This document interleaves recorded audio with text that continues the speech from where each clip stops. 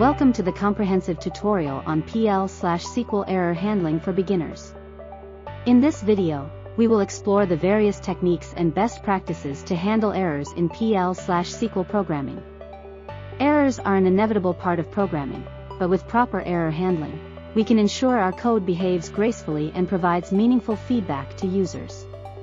One of the key error handling mechanisms in PL/SQL is the use of exception handling blocks. These blocks allow us to catch and handle specific errors that may occur during program execution. We can define our own custom exceptions to handle specific scenarios in our code.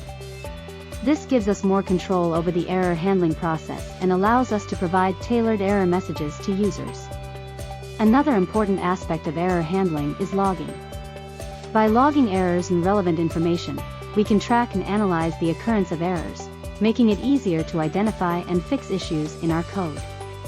In addition to exception handling and logging, we can also use error codes and error handling functions to further enhance our error handling capabilities.